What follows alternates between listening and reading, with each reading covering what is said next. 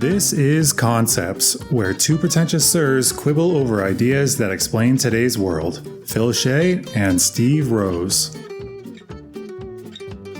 I am actually probably going to put in the disclaimer that, Steve hates this episode because he didn't get to talk very much. Because as much as he says that I love the sound of my own voice, he also loves the sound of his. He just wasn't able to contribute much. And it's his fault. So enjoy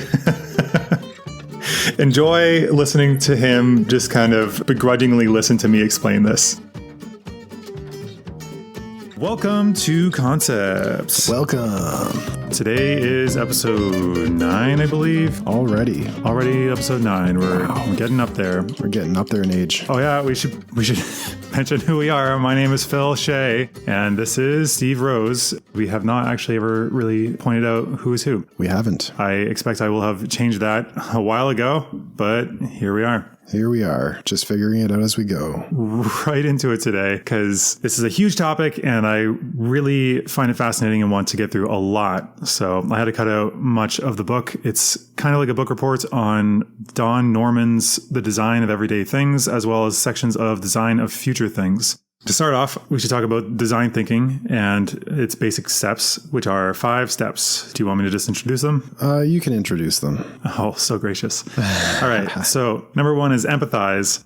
See what they care about, what they want to solve, what is the problem that they're trying to solve. A lot of times this is through interviews or focus groups. Then step 2 is define the problem. So you look at the data that you collected before and you figure out what the real problem is. Because sometimes people say, like my knees hurt, but then you have to figure out why their knees hurt, and instead of just treating the knees themselves. Then 3 is ideation, which is purely a fancy word for brainstorming. Mm-hmm. 4 is prototype. So you make a prototype, a basic version, simple as you can afford, essentially. And then step 5 is test. So you go to the actual users, you get their feedback, you watch them use it in a natural environment, and you take all the feedback, even if it's very cutting and badly framed, you take it and use it to improve your prototype till it gets to a feasible form. And this is actually where apparently the term for fail faster came from. If you're going to make a design, a prototype, you want it to fail as quickly as possible so that you can get through that stage of development and continue to refine it until it's as good as it can be. Right. So the concept today is design thinking and not design broadly, right? Yes, though I will probably be focusing much more on human-centered design because that's the more interesting aspect of it and the one that Don Norman focuses on hugely in his books. Right. And how would you differentiate design thinking from the broader field of design in general? So I know everyone's likely familiar with the word design and what a designer is,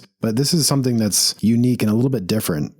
How would you differentiate them? I think when people think design, they think like fashion or something to do with aesthetics. But design is literally anything you can think of that's human generated. So from the structure of a building to the shape of a kettle to the processes of manufacture, anything that we engage in, it has some level of design involved in it. We talked about Toyota in the past and talked about how they have that system to stop people from making huge mistakes by empowering the individual. That's a design choice that they did for their production cycle. It's also apparently called the Toyota production system, I think, more broadly speaking. Everything is designed, and this is anything you can think of or see that's not purely part of the natural world or hasn't been at least intervened on by humans. It has some element of design in it. Yeah, I just wanted to differentiate that because when you think of design, you think of fashion designers, as you said, but this is just a way of thinking about problems. And it's almost like an approach to problem solving. Very much, yes. Because this is, when we think about design, we generally think about aesthetics and appearance, but this is not only form, but also function. They should both collaborate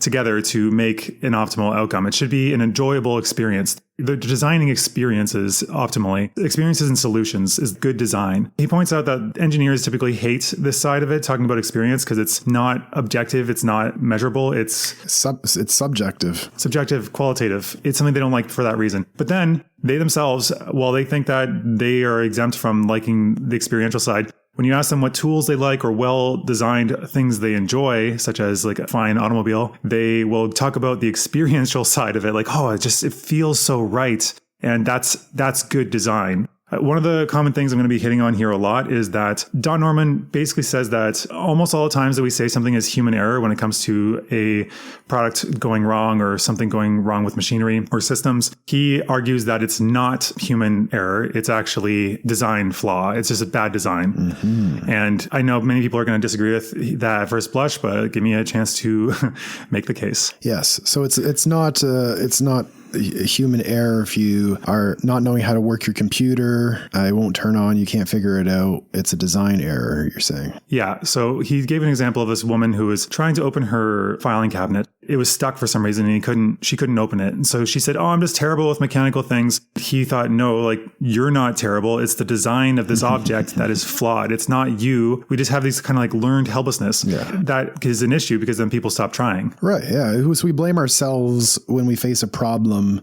rather than a design feature in the thing itself. Yeah. We kind of expect humans to adapt to machines. He opens the book by basically talking about how doors, light switches, faucets can cause issues. And if you haven't traveled very widely, you might think, what? Faucets, light switches? These things are so obvious. Yeah, they're obvious. They seem so because we're in this current cultural context. But I used to joke that China was backwards, like literally, because for them, up is off for light switches and down is on. And North America, generally, it's the opposite. We, for some reason, think up is on. Wow. If it's a switch that you flip in that way. I think Australia was similar to us as well. And my Chinese teacher actually said that I was in a weirdly wired place, and that's not the case. Then she went home after arguing with me vehemently about this and discovered to her shock that her switches also were down on. So this is exactly why I think we go to human-centered. This is a nice segue to that, to human-centered design, because the way it deviates from general design thinking is that for the first step, for the one I just outlined, is empathize. That's flawed, deeply, deeply flawed. If you ask people, what do you do? How do you do X? They will describe it to you in detail, but then when you actually watch them in the environment doing this thing, they do something different. And so like my teacher, she misremembered that the switches have always been in a different orientation. Instead of just asking people or doing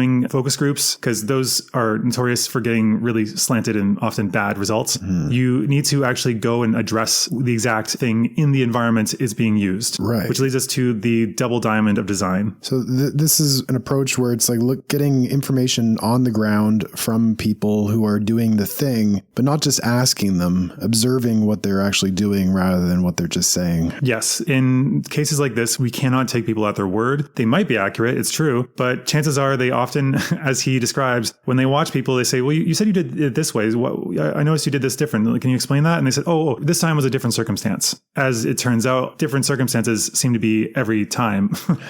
They don't tend to follow that. I remember a story from Malcolm Gladwell, one of his books. He was talking about how they were trying to teach this particular, I think, a serve or return with the racket. And they're trying to model this one professional's way of doing it. And they always said, you have to turn the wrist. The wrist is the most important part. It's all on the wrist. There was this explosion of carpal tunnel injuries because everyone thought and believed it was the wrist. Everyone was teaching this. Yet afterwards, later, when they ended up getting that athlete to go into a lab to do computer-assisted analysis of how he was actually doing this action, he didn't move his wrist like at all, like very, very minimally. It was mostly in the shoulder, I believe. But it's been a while since I looked at that example.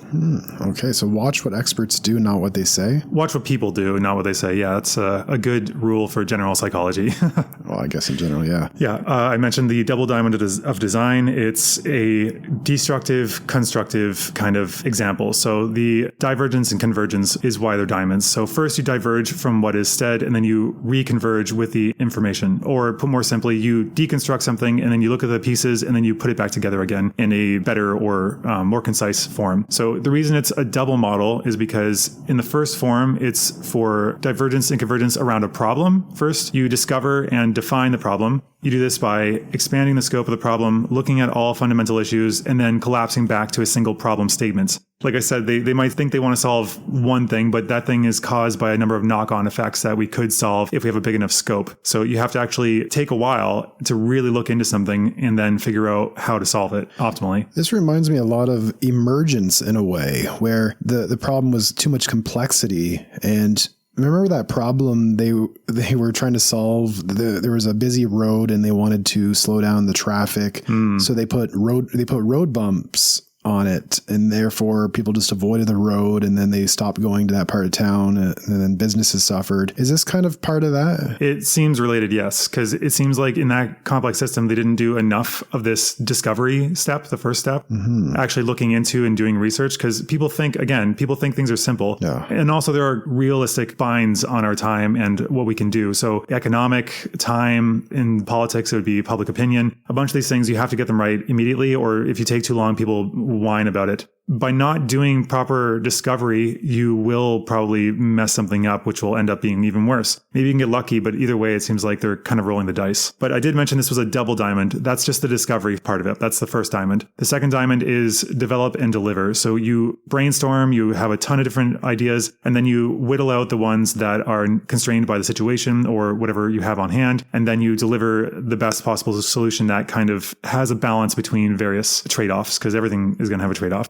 But this is kind of funny because it can lead to a lot of frustrations for product and development managers, because they'll be like, why are you looking at that? Like, what? I want you to solve this problem and you're way over there talking about these things. What's going on? And so they have a schedule that they want to follow, but sometimes, well, if you want to do it right, then it takes more time. And obviously there are restrictions, but that's the optimal situation. Right. Yeah. It's like we want people to go slower on this road. The most obvious common sense solution is to put speed bumps. Done. Solved. But there was a complete lack of design thinking going on here. Yeah, they just took the most obvious answer. Yeah, so common sense is not always the best way. And actually, there are a number of constraints to design that I will get into. Right now, though, I want to talk about human-centered design. Wikipedia, I'm just going to pull the first paragraph, basically, because it's much simpler to define that quickly. Human-centered design is an approach to problem solving commonly used in design and management frameworks that develops solutions to problems by involving the human perspective in all steps of the problem-solving process. This is very, very important because typically, like I said, engineers will make something in a certain way and they will believe that it's logical and that anybody that's logical should be able to figure this out. But they ignore the human element, which is in itself extremely illogical because they're designing it not for humans. They're designing it for machines who will be precise.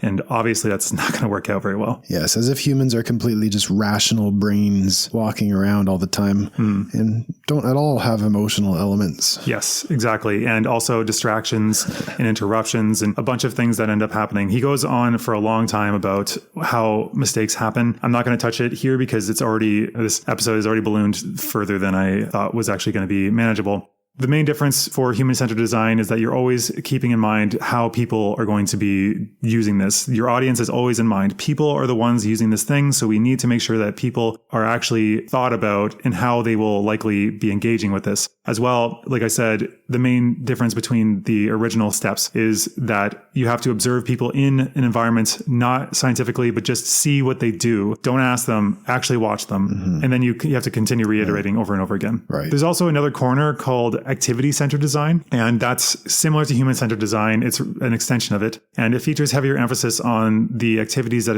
a user would perform with a given piece of technology. Actual theoretical underpinnings are in activity theory, which I'm not entirely, but it is assisting a human user in taking actions to achieve a goal. That's the main thing there. So it's not just experience. It's also about helping them get to where they want to be. I think you mentioned that this was similar to a kind of therapy. Yeah, a lot of this human-centered and design thinking stuff sounds very similar to person-centered and solution-focused counseling, which I use a lot in my single session counseling, where you have one chance to talk to someone to get them moving in the right direction. You really don't want to start exploring every little aspect of their childhood and every little detail of their lives, because they came to you today for a very particular purpose. And the goal early in that conversation is to look at what brought them to make the call today and what they want to get out of the call. And it might sound like a very common sense kind of question. Oh, very much. Well, of course you'd ask that. I was going to ask, what is this opposed to? But because I guess if you have somebody with a problem in front of you, the average person will not necessarily think to go this route. They'll generally try to give reassurance or advice. Those are the two go-to, like, I'm having this big problem. And then somebody responds, it'll be okay. or you should do this, or a combination of thereof. So in a counseling role, you don't want to assume that the person wants a particular thing, because they may not. When you ask them, they're like, oh no, I'm actually calling just for this other thing, when you've been giving them something different. So this person-centered approach, and I guess I can't look at what they do. I have to ask what they say. So the idea of watching what people do doesn't necessarily completely fit, but it's more like, how can I help you here today? What would look like a successful conversation by the end of it? What is it you're actually looking for, or what is the problem you're actually looking to solve? I think that's the shared ground here, where we're actually thinking about people in real environments and not assuming that it's a simple goal that is on the surface. Yeah. It's a bottom up versus top down thinking in a way. Top down would be like, here's a template to how to improve your life. Do this simple 3-step process. And this approach would be, well, where are you? Where do you want to go? How can you get there in ways that you've proven you've had strengths in the past? And you're really pulling it out from them to figure it out, because you don't know otherwise. You're going into the situation blindfolded, and you're just trying to find your ground once you're there. Yeah, that makes sense. So letting go of preconceptions of what a thing should be, like counseling, it should look like this 3-step protocol, and really letting go of the expectations of how something should be, and going into it, allowing it to emerge. And I guess this does sound like emergence in a way, where there's a lot of complex factors interacting, and something will emerge near the end, and you're just there as a facilitator of that. And I think that collaborative approach is something that design thinking really, or human-centered design is really fostering. I'm hesitant to know if that even is the correct application of emergence, but you might be right. I'm just going to put that pin there. A confluence of various complex factors interacting in a way that... It is, but usually it's... Yeah, I guess... No, you're probably right. It probably does still apply. Well, they have their thoughts, their emotions, their behaviors. Wait, no, hold on though. Emergence is a number of simple things having complexity emerge out of it. It's not about a combination of complex factors. It's a multitude of simple things having complexity emerge from that. So their thought could be simple, their emotion could be simple, their behavior, but then... Well, yes, consciousness and personality are emergent properties of simple things such as thoughts and preferences. Yeah. But I don't know that what you're describing before is a proper application, but it's not super important to what we're talking about at the moment. This is what we do. We're pretentious sirs who quibble over ideas that change the world. Yeah, but I want to get to this. I want to get through the interesting parts of design, and you gave me such a narrow time frame that I really screw it. Let's move on. Okay, so sub areas of design. Don Norman focuses on these 3 sub areas, and I think I should have probably used this as the answer for when you were asking me to distinguish what design is. Should have. So you don't even know what they are. Industrial design, interactive design, and experiential design. So industrial design focuses on form and material. It maximizes the function, value, and appearance for both user and manufacturer, because again, there are real world constraints here. They have to have a certain price. They have to get it out in a certain time, and the user has to be able to afford it. There's all this stuff like that. Interactive design is understandability and usability. So probably more like edutainment and educational stuff. Its main purpose is enhancing people's understanding of what can be done, what is happening, and what just happened. The past, the present, and the future, making it so that people are aware of what's happening. And then experiential design focuses on the emotional impact of stuff, placing focus on quality, enjoyment, and overall experience of using whatever is being designed. From there, I'm going to jump into conceptual models. So a conceptual model is something we probably should have... I've never really heard it talked about too much in our disciplines. Are you familiar with conceptual models? I mean, you can probably guess what it means. Probably guess what it means. What is it referring to here? Guess then. It's like a... This is your contribution to this episode. Guess.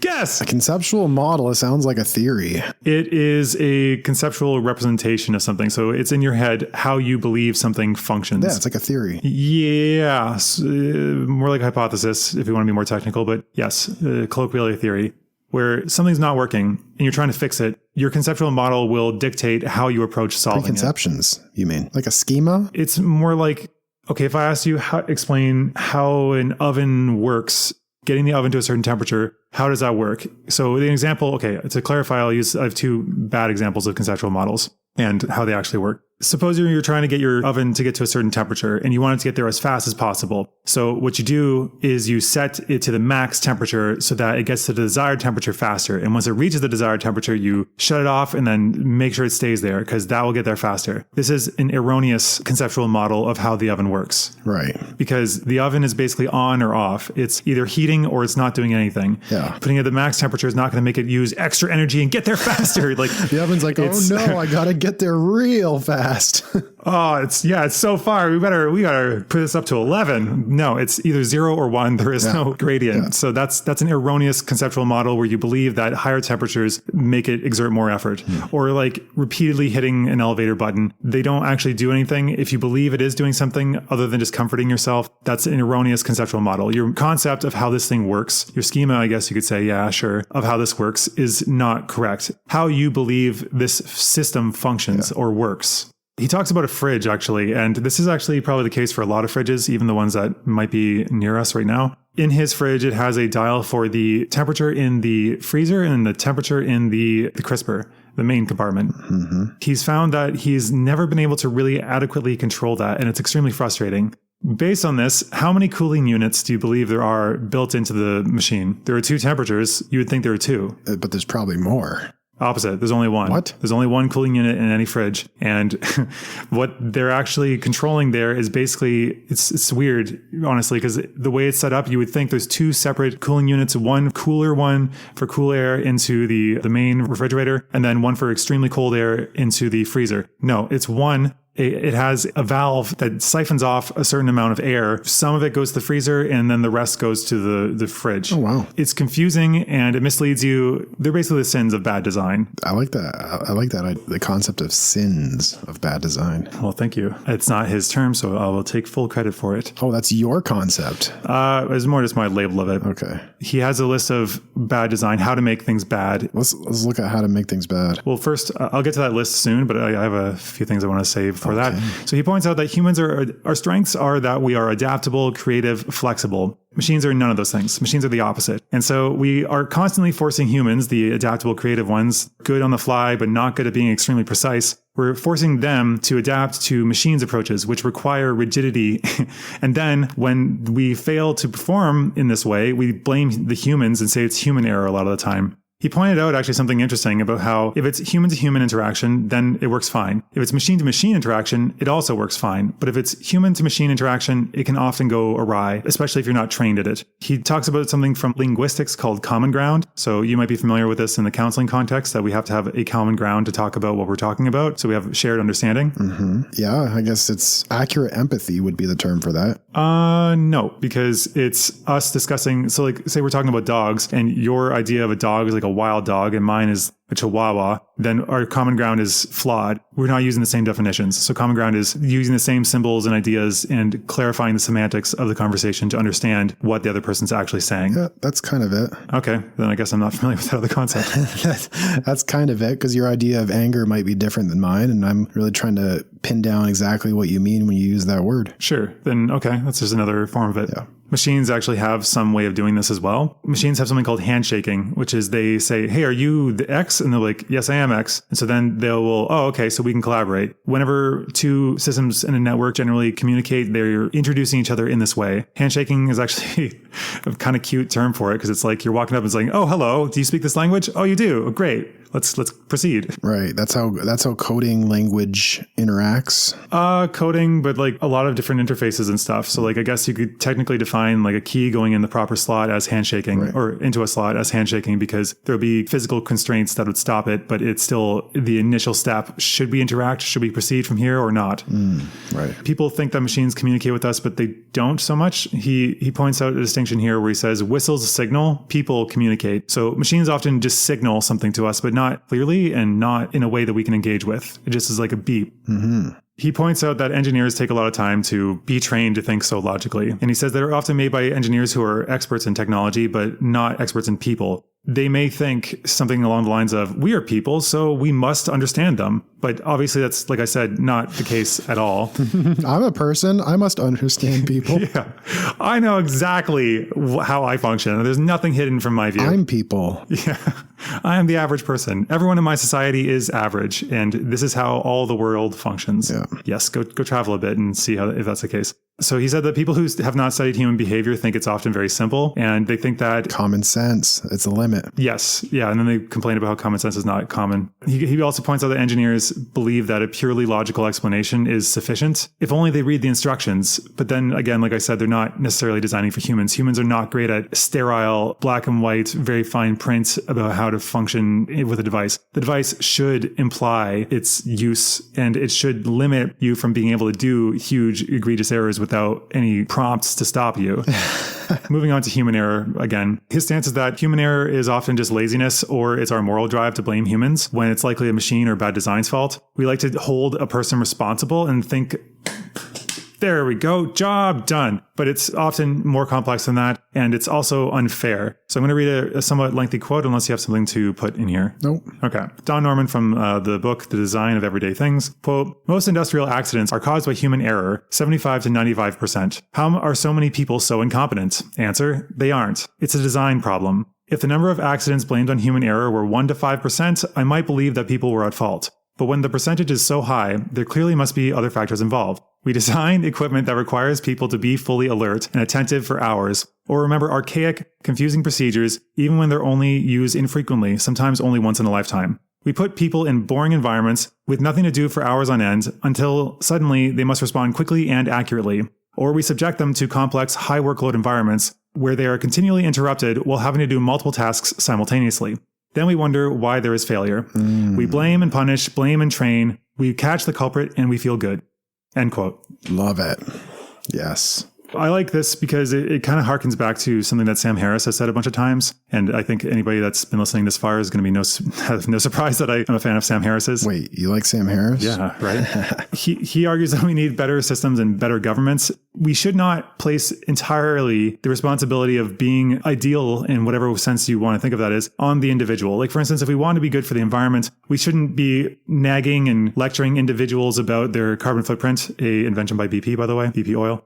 We should end up changing the system so that you don't even have to think about it and it will be done. If we expect people to have Herculean strength of will to do things well and to be a good person, then that is a terrible, awful system. Exactly. And I think this is interesting because this design thinking is not just for products. We think of design as an aesthetic feature of products like an auto designer. But this is a feature for systems as well, and systems thinking and how we design systems centered around humans. Yes, exactly. And as well, a lot of the time when we look back, we think that things could have been easily avoided, or say in like security, we'll look back and say they should have detected this. They should have, like, this one thing they should have been paying more attention to. But people are unaware that there's actually different methods to stop error in this way. One of them is the Swiss cheese model, which we are currently living through an example of, actually. Are you familiar with this? What's this? What's this? What's this? The Swiss cheese model is you take a number of layers of Swiss cheese that have varying calibration of holes, and you make it so that it's difficult for any of them to line up. So there's no straight line between them. There's multiple layers of defense to stop something. So for instance, in the current situation, the pandemic, we have masks, we have social distancing, we have limitations to being indoors, we have a number of lockdown orders. All these steps are designed to be an extra layer of defense. If we use just one, the chances of it succeeding all the time is going to go down dramatically. But if we use 2 or 3, then the chances of success, stopping a failure, stopping something from going wrong, goes up dramatically, because it would have to be a number of breakdowns for all of these things to fail at once. So that's the Swiss cheese model. Okay, I like that. Yeah, they talk about that in recovery from an addiction, where you have multiple different coping strategies, not just one. So if one fails, you have the other. You have your social supports, you have your psychological tools, you have your health and your sleep, and all of those things kind of lined up. Yeah. That would make sense, because I think, psychological health is a factor of a number of things going together. This next one is also a thing that I think you would relate to in therapy called the 5 whys. So this is actually invented by Sakichi Toyoda, who is the founder of the Toyota Motor Company. It's not exactly 5. It doesn't have to be 5 precisely, but it just emphasizes that it's got to be quite a few of them. Yes. So the person says, I don't know, I didn't have an example for this, but it was like, this is the problem. Okay, why? Oh, okay, here's an example. In the Air Force, they had this plane that kept having issues. The Air Force concluded that it was human error that caused the plane to malfunction, and a number of times on a number of occasions. Obviously, that implies that there's something deeper going on, but they just said something causes it to go into an uncontrolled dive, and they don't recover from the dive, and they end up crashing and dying. They said, well, the first why did they crash and die? Well, the pilot failed to recover from the dive. That's as far as they went, and they tried to blame it on human error. Mm-hmm. But when they kept asking why, the second why did they fail to do that? They were unconscious. And then the question, why are they unconscious? Because they lacked enough oxygen because of some design flaw in the ship that allowed it to either cause too many G-forces that caused them to fall unconscious because there wasn't enough blood to the brain, or for whatever reason. Yeah, so why didn't they get enough oxygen? Because of that. Well, why that? Well, because of this. Yeah. Exactly. So following the trail of whys. But then the military, it took a few years. And the problem with these kinds of discoveries is that the news has moved on. They want a quick, fast answer after there's any problems. And it's usually wrong. And then years later, when the actual truth comes out, which is far more interesting a lot of the time, they don't mention it because it's not news anymore. Nobody cares. In this example, though, the third party investigation said that it was because it was design flawed and it wasn't human error. And the military said, oh, so we agree. We agree that it was the pilot didn't recover the dive. And so they still place the blame on them. It's just like, wow. We agree. It's human. The human didn't do it. And you're like, I guess technically, yes, but that's only the beginning of the surface. And this question, these 5 whys, it's so interesting how you can apply it to engineering and creative problem solving in that realm, but also in the addiction and mental health field, where you can apply the 5 whys to someone's problem in mental health or anxiety or whatever it is. I'm feeling sad today. Okay. You're feeling sad today. I wouldn't usually ask why because it sounds pretty harsh. Yeah, it seems like accusatory and as if they shouldn't be. Yes, why is not a great answer if you're doing it in therapy, but you are essentially. Yeah, it's discovery, right? I would change it to what? You're trying to get down to the root. I would change it to what? Okay, so I would say, what's causing you to be sad today? Yeah. So what led to this sadness today? Right. Yeah, and you'd continue following it down. Or I think we talked about this. I don't know if it was on the podcast or in private, but we talked about how this is how we get to the answer of people's goals. The goal is often just to be happy, right? Yeah. Keep asking why. Eventually, about somebody's goal, the goal is that they believe it'll increase their net happiness in life or life satisfaction. Well, you ask someone why enough, the ultimate answer will be, well, just to be happy. Because I want to. Because I want to. And I guess why? Because, it'll make them feel better.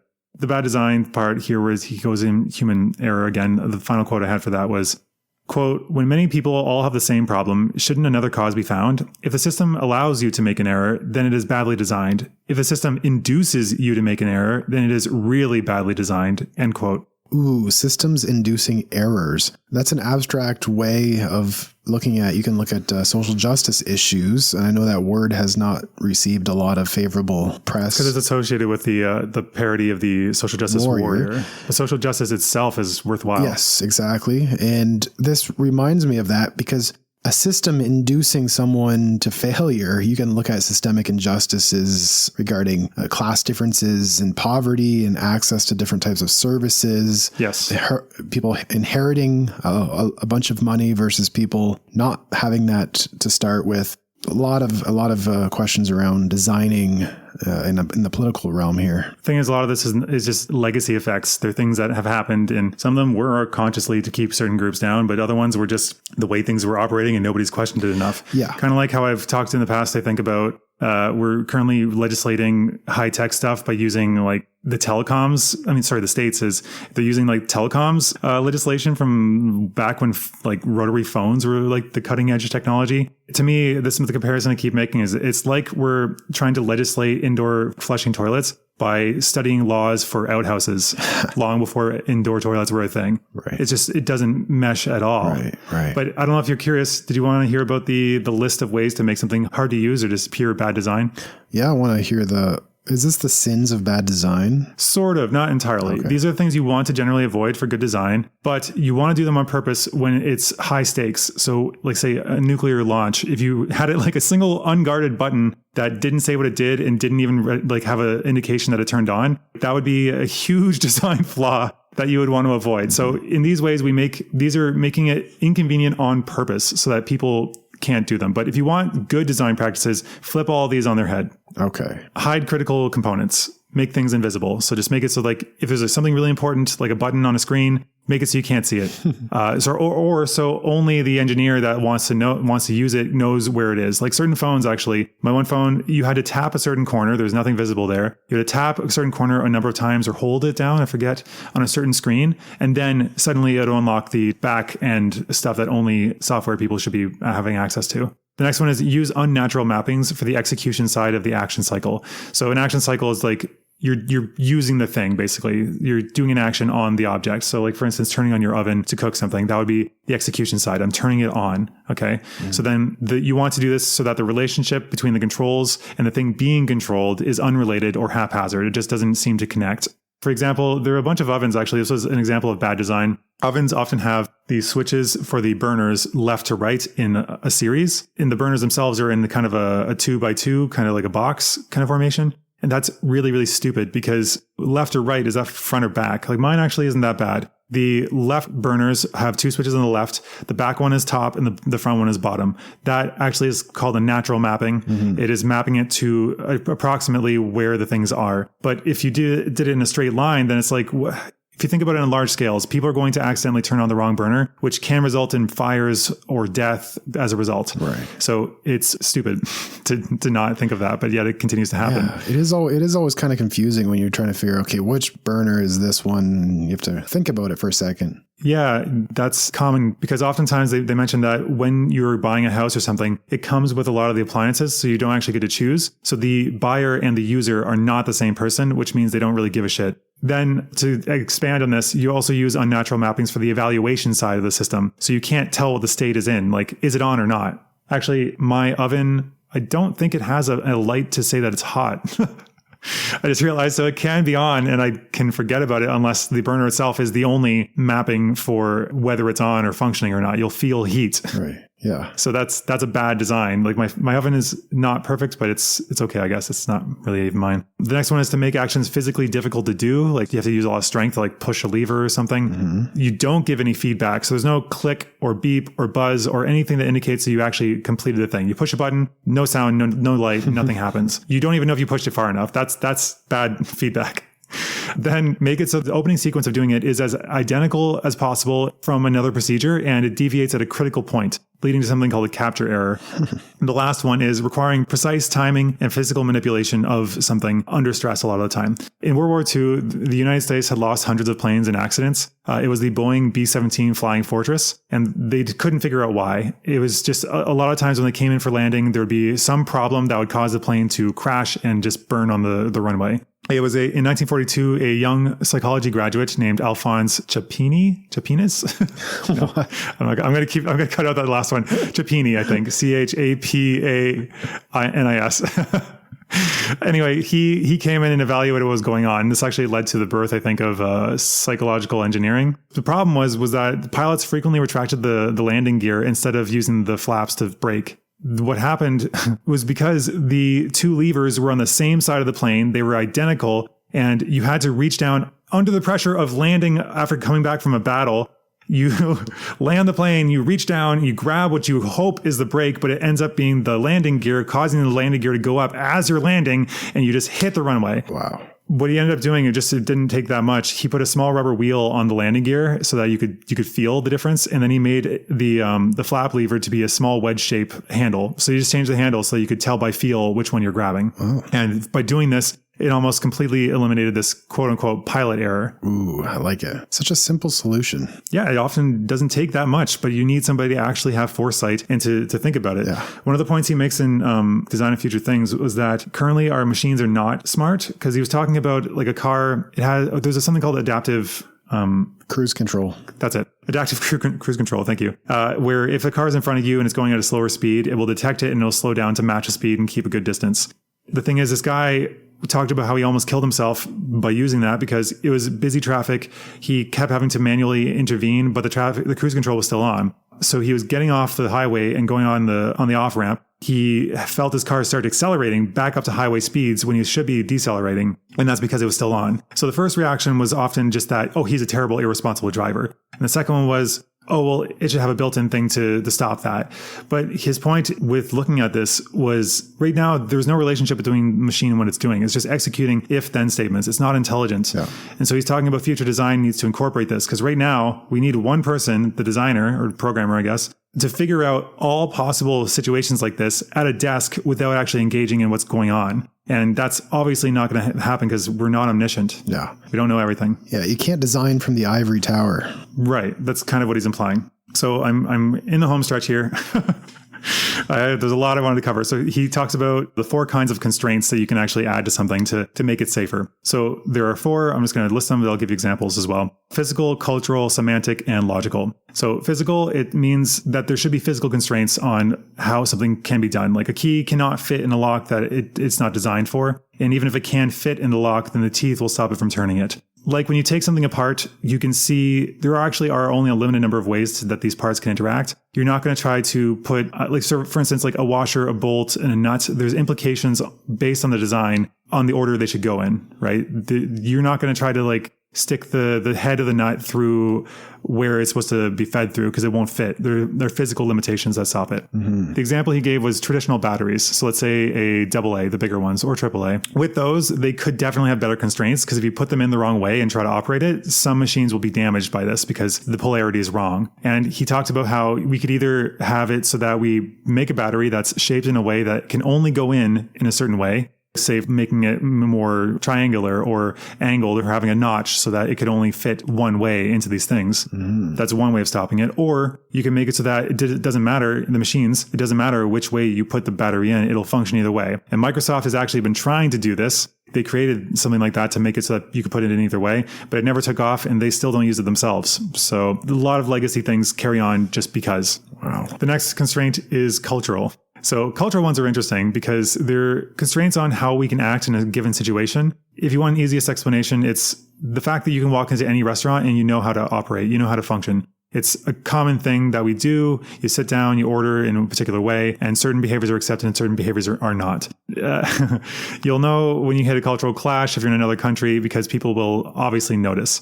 These are the constraints that you need to take into consideration when designing for particular locations. An easy example is the Nova. I can't remember which car company made that, but they were selling it in a Spanish-speaking country, and Nova in English is an exploding star, kind of cool image, but in Spanish it means no go. So that's a terrible name for a car. I've had examples like this with traveling with Chinese friends. When we were doing road trips, Chinese people are more likely to buy a large amount and divvy it out to their friends and take turns doing such a thing. Whereas in my experience, when going on road trips, we each buy our own thing and we can share if we choose, but a lot of it you're just buying for yourself. There was clashes for me with this example because I would go in, buy my own stuff, and then be waiting at the front. And then one of my companions would come up with a huge whack of stuff and I would watch him bring it up and pay for it. And he would basically criticize me saying that I disappeared when it came time to pay. And I'm like, what are you talking about? I bought my own stuff. And so I was seen as being selfish and not being part of the group, but that was just a misunderstanding based on culture. Right. And as well, I think if you're one of those people listening right now and you think those don't hold me back, you should try breaking them, even just basic ones. Like, for instance, standing facing the wrong way in an elevator. I was just about to say. Or while in the elevator. Yeah. Looking at somebody directly in the elevator. Or I think one of the funny examples he gave was when you're on a public transit, giving an athletic young person your seat, especially if you're elderly or pregnant. Because people will be confused as hell. Another he pointed out was the 4-way stop. It took a while for us to have shared conventions on the roads and for everyone to understand them. Because at first, people didn't know who was supposed to go first. Mm-hmm. So was the first person who got there? Was it the person on the right? Was it the highest social status person? Apparently, all of these have been tried. I like the social status one. I don't like it in practice, but I think it's funny in theory. Who's got the nicest car? Yeah, so the guy that likes nice cars. Oh, wow. I would always be last then. The last two are difficult to distinguish between a little bit. So semantic means the study of meaning, which it relies on the meaning of a situation to restrict what you can do. So in the example of, say, a motorcycle, there's only one reasonable place for the rider to sit. For the windshield, its design is to block things from getting in the rider's face. So there's, again, a constraint on where this can go. It has to go in front of the person. This and the cultural one can both change with time because these things will change as the functions of something changes. So for example, when we look at self-driving cars, will we still have red lights in the back of the cars? And if we do, who will they be signaling to and what will they be signaling? Because if all the cars are self-driving, we don't need to know that the car in front of us is braking. They're already communicating. So it will probably give some other indication in the future. Interesting. Final one is logical constraints. Often, if you ever did any home reno projects, you might try to say, fix your tap. Take all the stuff apart and you fix it and then you put it back together, but then you find you still have a piece left over. So logically, it still belongs there, but you did something wrong. So these are logical constraints on these things. I have no example for this one. Sorry, other than the tap. Ways to fix these things. One way is called a forcing function. So there's interlocking, lock-in, and lock-out. Interlocking means that the next step cannot be engaged until the previous step has been done appropriately. Easy example, microwaves. Unless the door is closed with the latch pushing down what's called a dead man switch, you cannot proceed. Some people have stupidly gone around and put like caulking in there to keep it pressed down so they could do it whenever. Not advised. Best not to do that. Wow. The main function is to prevent people from getting injured if they're operating something. I think like a lawnmower is another example. You have to hold that thing down. It's, again, another dead man switch. It has to be held down actively or else the machine will stop. Though if you hold it, you can technically, if you have long enough reach, adjust the height of the mower while keeping it on, if you haven't tried. You could do that, but it's not advised. No. Again, but if it allows you to do it, then it's not great design. It can be improved. Yeah. Next step, lock-in, stops you from prematurely stopping an ongoing process. So when you quit, say, your writing application, it will not let you quit without a prompt asking if you'd like to save if you haven't saved already. Or it can be stuff like literal jails or baby pens. Even more abstractly, it can be brands trying to lock you in by only having a very different usage style. Like Mac, for instance, it's difficult to adapt to Windows if you're used to Mac or vice versa, or making them only mesh with certain things like EPUB readers. I freaking hate EPUB whenever I come across it. But they do this for a reason because they want you to lock in. They want to make it difficult for you to switch. And in his opinion, Don Norman's opinion, this makes everybody lose. Even if one company ends up winning overall, all of us lose because it ends up being a kind of monopoly. Finally, there are lockouts. It stops people from being able to do something as well. It locks you out. In the example he gave, people, when they're freaking out from a fire, they go to the stairwell and they run all the way down. They run down, all the way to the bottom. Unfortunately, in the past, in older buildings, that led to the basement, which led to a lot of people dying in the basement because they couldn't get out. So now they have a law that stops people from being able to do that. It stops at the ground floor and you have to go and find a separate stairwell to go all the way to the basement. Oh, interesting. This is by design. It's mildly inconvenient, but it's there on purpose. I didn't know that. Same with like pins and grenades or fire extinguishers. Yeah. I never realized that the stairwell has to come off at the main floor. I think it depends on state by state. I think Canada probably requires it. Two more things. Actually, there was more than that, but we're running out of time, and I actually almost got through everything. How did you do it? Norman's law is that on the day the design begins, it will be over budget and past schedule. Most people don't understand what design is, what is included in it, or how thorough it should be if you want to do it right. They underallocate those resources because they believe that it's simpler than it is. And then they end up with results like we were talking about with the unintended consequences of that speed bump. Yeah, it's the preconception that designers are just creatives who are pretentious and sitting back with their paintbrushes and art pencils and doing art projects. Yes. It's actually a very interesting combination between technical skills, understanding systems, psychology. In the past, I used to see that the only real application for psychology a lot of the time, if you wanted, besides counseling, was in marketing. And honestly, I hate that. I feel like we're designing gaming machines, just basically trying to get it so that people are as addicted or giving as much money or attention as possible. And I feel like both of those are kind of selling your soul, especially the gambling one. Yeah. But I never found advertising to be that much better either because it's just, it's just more noise. Yeah. Personally, having read this book, I was enraptured because it seems like an actual productive use of psychology where we could use it to improve people's lives. Yeah, it's design and psychology coming together for the betterment of humanity. Yeah. One of the points he makes, the final one I have before the conclusion, on radical innovation. He says that everyone says they want radical innovation, but this is my wording. It's more like parsimony. oftentimes this new radical thing will be, we haven't even talked about that. Parsimony is like picking up an idea.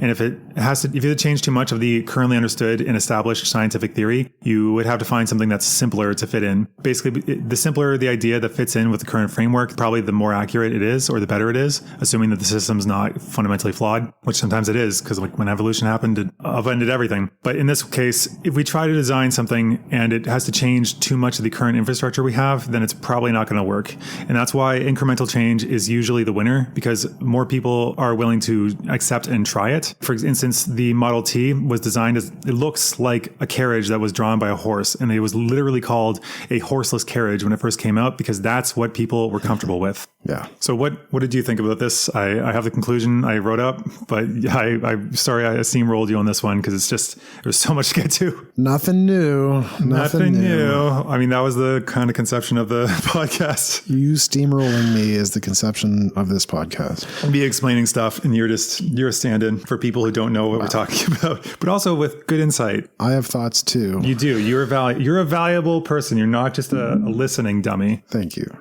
Well, that is your job, though, listening dummy.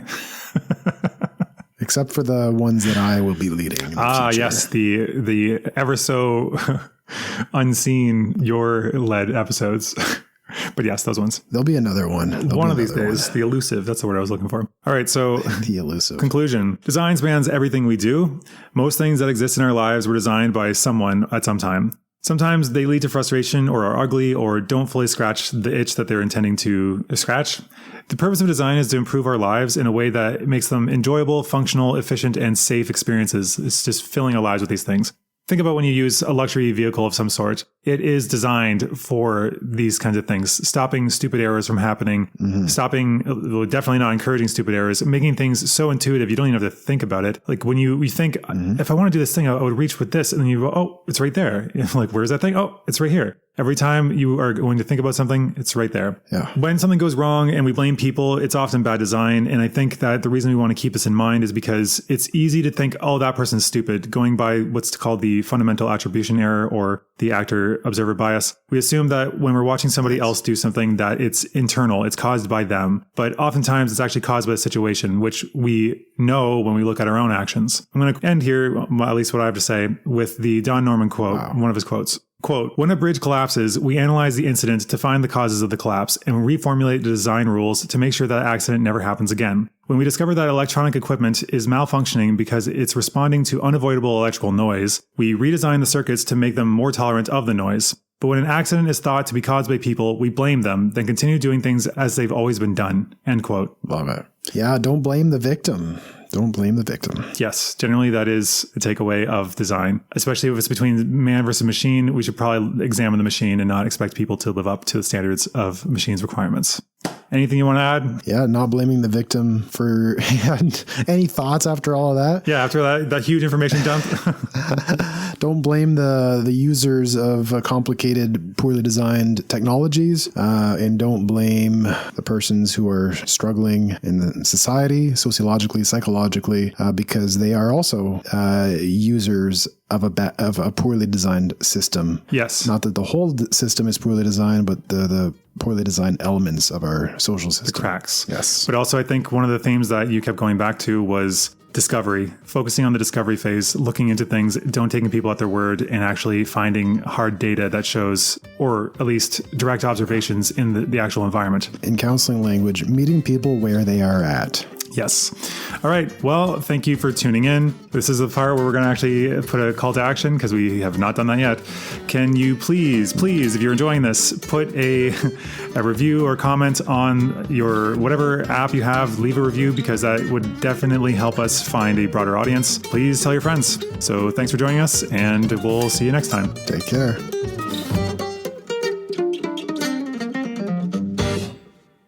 Thank you, Professor Phil. You're welcome. Thank you for the lecture. You're welcome.